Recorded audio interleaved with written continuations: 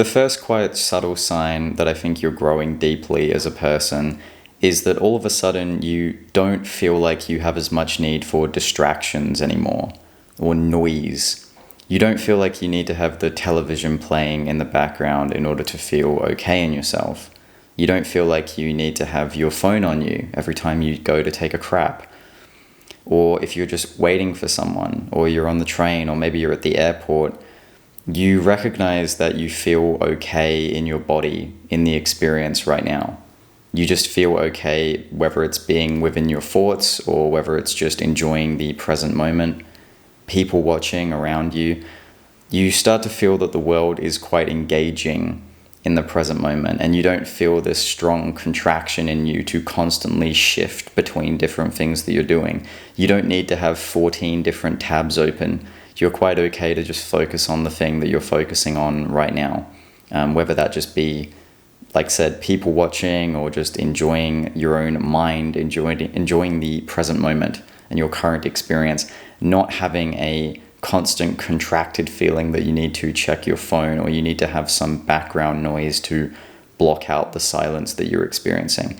This is very subtle and very easy to overlook. You'll notice this in people sometimes. If you could see it, they're very present. They're very connected to what's going on in the moment. I always find it really alarming when I go to a restaurant or something and you'll see a couple or a group of friends and they are literally not with one another at all. They're all just on their phones like that. And it's not to say it's wrong. There's nothing morally wrong with it. It just almost makes you wonder, why would you take the time to have this relationship and go to do stuff together if you can't actually enjoy one another's presence? It seems almost kind of pointless in a way. So I think that is a subtle sign of more emotional maturity and a deeper level of growth, is being able to connect more naturally to the present moment and not have some compulsive pull to need to distract yourself. The second subtle sign of deep growth that I notice is that you start to become more aware of the cause behind something than just the effect that you're seeing in front of you. It's like you start to notice that everything that's happening in front of you superficially, every single thing that someone says, or the lyrics that you like to a song, or the piece of art that you're attracted to, it definitely makes sense to be enjoying the aesthetic of what's going on right in front of you. But you start to notice that there are subtle patterns underlying everything. It's like if you have a conflict with someone in your life, you don't just listen to what they say and take offense to it and then start reacting and then get in this Tasmanian devil scuffle with them about who's right or about who's wrong or about who did what 2009 on the 14th of July. You don't care about those details as much because you notice that everything that's appearing at the level of effect has basically been built up from the level of cause, and cause starts to become more interesting to you. And this is the same within yourself. You start to notice in yourself that there are these things that you do, there are these behaviors that you have, these mannerisms that you have, these beliefs that you have, but you don't just look at it like, oh, what you see is what you get, this is who I am. You have that ability to peel back a couple of layers and acknowledge that, actually there's sort of like a deeper reasoning behind the way that I am, behind the things that I'm interested in, what I do. There's kind of a symbolic gateway that I can follow.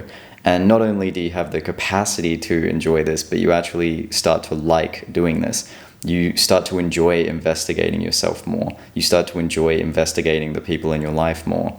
Not scrupulously, not in a way where you're just trying to examine everything in a hard-nosed way, but it actually just becomes interesting to you. It's almost like life seems more fractal to you. There's always something behind something else and something else behind that other thing. And instead of being overwhelmed by that information and thereby suppressing it into the unconscious and never investigating anything because it might be threatening, you actively open your heart up to it and you start to become a student of life and an explorer of consciousness in your own right. That's maybe quite a brazen way of saying it, but the subtle point being you start to notice the causes rather than the effects behind things. The third subtle sign of growth that I notice is that you start to feel more comfortable expressing your own thoughts, beliefs, and opinions, feelings, without needing them to be validated by other people. You don't feel like you need someone else's approval or you don't need to placate or appease someone else when you speak. If you're speaking in a way where you're just trying to get on the right side of someone else, it doesn't tend to come through the throat very naturally. It comes more from the stomach area. There's almost like a sense of feeling suppressed in what you say. You can notice it in vocal tonality. Like if you're trying to appease to someone else, there's kind of a tendency for the voice to go up, or you might talk to someone and you go, "Hey, how you going?" Yeah. There's almost like this high voice, high vocal tone that goes on like that. But if you notice you're actually just saying what you think, it comes out more flat, almost. Not monotone in any way. It can definitely be charged and infused, but it comes out more straight and clear. There's a sense of like, yeah, to be honest, like when I think about it, it's like you're okay and you're grounded within your own opinion and your own energy, and you start to speak from that energy and you start to feel comfortable in that. So you don't necessarily need someone else's approval. And this can be really interesting if you're speaking your truth to someone in a way where it might arise as conflict, right? I think if you grow up in a way where you have a people-pleasing pattern, it's very scary to express conflict or to express something that you don't like about someone else, and thereby it leads to conflict, something that you feel is difficult for you. Like, if you're expressing your feelings and emotion to someone, you feel like you're not getting along very well, or there's some difference between you that's driving a wedge between your relationship. If you say it in a way where you're just trying to placate them and you're not trying to offend them, it's going to alter a large amount of what you really mean. But if you feel comfortable within yourself and you feel comfortable within what you mean, there's less of a need to explain yourself, and you actually just start enjoying speaking your truth. And you go in and both leave with a sense of accomplishment because you feel like you've just said the thing that you need to. You didn't base the results on if the other person got something good out of it or not. It's good if it's quid pro quo and then the other person connects and relates. Obviously, that's a more positive scenario. But generally, you're just starting to base what you say more off of what you really think and not needing someone else's approval for that. So that's the third one. The fourth subtle sign that you're growing very deeply as a person is that you start to be less afraid of your feelings and emotions. It's like instead of just having all this coping in life, like we said about the distractions thing, instead of just having an array of activities that you call interests or hobbies, but they're actually sort of just coping mechanisms for the fact that you can't sit with yourself, you start to feel very comfortable with your own feelings and your own emotions. You're not really afraid of them. Like if you are going to feel bad, if there's going to be some grief within your experience, or there's going to be some sadness or some anxiety, you recognize by virtue of not just noticing things at the level of affect, notice how these are all linked together. You start to notice that that thing is indicating something to you. Right? If you don't feel good about something, there's an indicator there, and you can sit with it. You're able to let go of it and surrender to it piece by piece because you have the trust within yourself to know that this information is leading you to something good. It's leading you to good information within yourself. Where if we're afraid of our emotions and we're looking to avoid them, we tend to need a lot of coping mechanisms to either David Hawkins has a really good way of saying it, where he says that we either repress, express, or reject. He sort of explains repression as just pushing things down. So this would be more like the distraction approach, repression or suppression. Projection is more like displacement psychologically. So like all the problems that we're actually experiencing in ourselves, we'll just kind of put them out into the world. It's not us. We could not possibly be the source of this problem. It's everyone else. It's everyone else's fault. So that's sort of projection. And then he also mentions expression, which I found was quite funny when I read it. I've always seen expression as a healthier thing, and the way he explains it is there's nothing really wrong with it, but essentially we tend to need to vent or express negative emotions a lot when we can't process them or let them go in ourselves. And when I was contemplating it more, I was realizing, yeah, that actually does make a lot of sense. So when you're more comfortable with your emotions, sitting with them and listening to them, noticing that it doesn't just stem from nowhere, it's not some random thing, it stems from something that's pointing to something within you.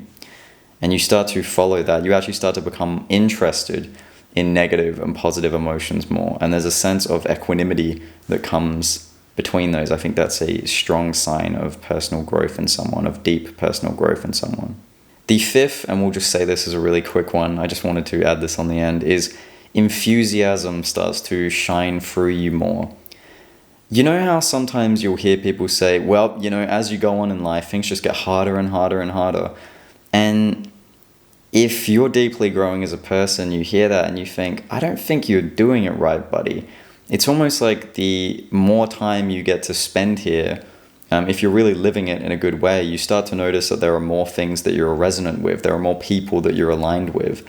And as you're creating and developing your life based on a platform of what you love and what you care about, what you align with, you start to become very enthusiastic about things. You don't wake up with this like sluggish sense of, just another day. You feel, excited. Maybe you don't always feel excited as such, but you feel enthusiastic. You know that there's a bunch of things that you're going to enjoy today. You know there's a bunch of experiences that are aligned with you. There are things that your life's based around. You know that you have those values inside. And yeah, you'll have down days and you'll have days where you're not as infused by things. But generally, you start to notice that enthusiasm in you is potent. And I think this is something that we actually tend to regain. I think we have this as children. Naturally, we have a strong sense of enthusiasm for life. We want to go explore and play and meet new people. And then I think at some level that often gets squished in us and held in. So this sort of starts to become something that reappears as we start to get more in alignment and we start to grow more deeply as people. So that's the fifth one. You're experiencing a lot more enthusiasm in day-to-day life for the things and the people around you. Okay, that's everything. Not a super long one today. If you got value out of this or you resonated with this, appreciate you subscribing to the channel, liking the video, and sharing this to anyone you feel like would get value out of it. I hope you're having a beautiful day, and that's me. See you next time.